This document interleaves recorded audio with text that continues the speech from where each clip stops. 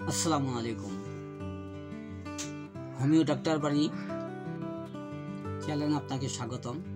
আমরা বরাবর homeopathic materia Medica নিয়ে আলোচনা করতেছি। আজকে হোমিওপ্যাথিক ম্যাটেরিয়া মেডিকার ওপিয়াম রেমেডির সপ্তম ক্লাস চলছে। এই সপ্তম ক্লাসের আলোচ্য বিষয় হচ্ছে ওপিয়ামের শিশুরোগ। ওপিয়ামের শিশুরোগ। তো আমরা জানি যে ওপিয়াম একটি গুরুত্বপূর্ণ রেমেডি, যেটা ঘুমকারক, ব্যথানাশক, মস্তিষ্কের বা স্নায়ুর উত্তেজক এবং অনেক গুরুত্বপূর্ণ একটি মেডিসিন এটি। তো এর আগে 6টি ক্লাস হয়ে গেছে।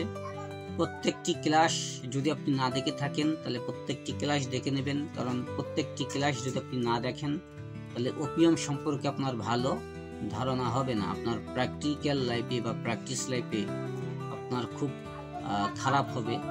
কাজেই যদি আপনি DSM এ পড়ে থাকেন কিংবা BSM এ পড়তেছেন, হোমিওপ্যাথিক মেডিকেল কলেজের স্টুডেন্ট, হোমিওপ্যাথির সাথে সম্পৃক্ত, হোমিওপ্যাথিকে ভালোবাসেন, তাহলে আজকের এই গুরুত্বপূর্ণ ভিডিওটি আপনার জন্য অবশ্যই অনেক ইম্পর্টেন্ট একটি ক্লাস। কাজেই আমি আপনাকে রিকোয়েস্ট করছি পুরো ক্লাসটি দেখার।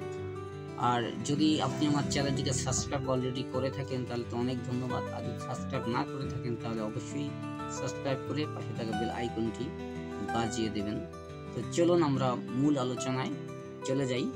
ওপিয়ামের শিশুরোগ। তো শিশুকে ধমক দিবার পর বা ভয় দেখার পর, শিশুকে ধমক দেওয়ার পর কিংবা ভয় দেখার পর যদি তর্কা হয়, আক্ষেপ হয়, তবে ওপিয়াম চমৎকার কিন্তু কাজ করে। স্তন্যপায়ী মানে যে বাচ্চা দুধ পান করতেছে, এই যে স্তন্যপায়ী শিশুর মতো যদি ভয় পায়, ঠিক আছে, তারপর হচ্ছে সেই জন্য শিশুর তর্কা হয়, ভয় করে, মানে শিশু দুধ পান করা শিশুগুলো দেখা যায় যে নানা কারণে ভয় পেয়ে তার তর্কা হয়েছে, কম্পন হয় শরীরের মধ্যে, আক্ষেপ হয়। এই জন্য শিশুর যদি তর্কা হয় তাহলে কিন্তু ওপিয়াম খুবই গুরুত্বপূর্ণ একটি রেমেডি। ঠিক আছে, শিশুর তর্কার সময় চক্ষু দুটি কোটরাগত হয়, চক্ষু দুটি ভেতরে ঢুকে যায়, নাক ডাকে এবং গলায় ঘর ঘর শব্দ হয় এবং তর্কার পূর্বে বা পর শিশু চিৎকার করে ওঠে। এই তর্কার আগে মানে ভয় পাওয়ার পর বা ধমক খাবার পর বা ধমক শিশুকে দেওয়ার পর শিশু যদি তর্কা হয়, এই তর্কায় দেখা যায় যে শিশু তর্কাটা হওয়ার আগে কিংবা পরে শিশু চিৎকার করে ওঠে। সেই সঙ্গে তার চোখ কোটরাগত হয়ে যায়, তার চোখ মুখ ভয়ে লাল হয়ে যায়, তার নাক ডাকে সে ঘুমের মধ্যে এবং তার শ্বাস প্রশ্বাসের সময় নাকে একটা শব্দ হয়, ঘর ঘর শব্দ কিন্তু হয়ে থাকে। তাছাড়া শিশুদের কোষ্ঠবদ্ধতায় ওপিয়াম চমৎকার কিন্তু কাজ করে। শিশুদের যদি কোষ্ঠকাঠিন্য হয়, যে পায়খানা দলা দলা হয়, গোল গোল হয়, পায়খানার রং কালো হয় এবং পায়খানা অত্যন্ত কষা হয় ছোট বাচ্চাদের বা শিশুদের, তাহলে কিন্তু ওপিয়াম গুরুত্বপূর্ণ একটি রেমেডি বা মেডিসিনের হয়ে কিন্তু কাজ করে।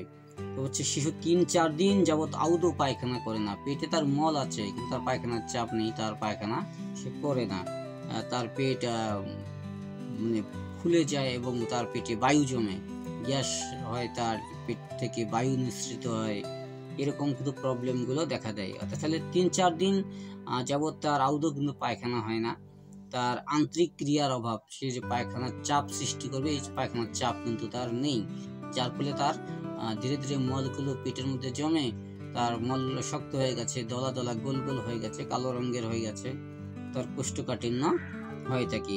সদ্যজাত শিশু যদি ম্লান হয়ে যায় এবং রক্ত শূন্য হয়, যে সদ্যজাত শিশু নবজাতক শিশু যদি ম্লান হয়, রক্ত শূন্য হয়, সেই সঙ্গে যদি শ্বাস প্রশ্বাস তার রহিত হয়, শ্বাস প্রশ্বাস যদি না পারে, ঠিক আছে, নাভির দিকে কেবল ধক ধক করতে থাকে, এই অবস্থায় কিন্তু ওপিয়াম চমৎকার কার্যকর একটি রেমেডি। তো নবজাতক শিশুদের ক্ষেত্রে যে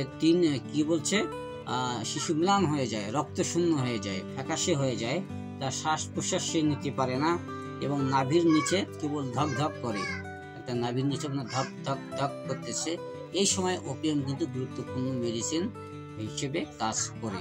তো সুপ্রিয় বন্ধুরা, আমরা ওপিয়ামের শিশু রোগ চিত্র কিন্তু আজকে দেখলাম।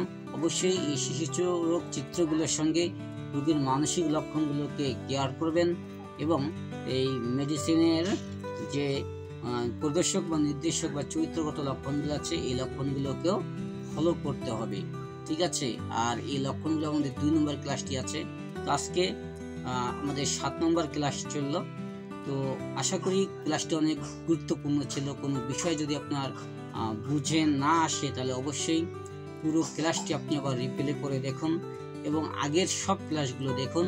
আর পরের যে সব ক্লাসগুলো আসতেছে প্রত্যেকটি ক্লাস ওপিয়াম সম্পর্কে আপনাকে দেখার আমি অবশ্যই রিকোয়েস্ট করব, যাতে করে প্রত্যেকটি ক্লাসে আপনি অংশগ্রহণ করে এই ওপিয়াম সম্পর্কে আপনার বিশেষ ধারণা আপনি তৈরি করে নিতে পারেন এবং আপনি একজন দক্ষ হোমিওপ্যাথ হতে পারেন।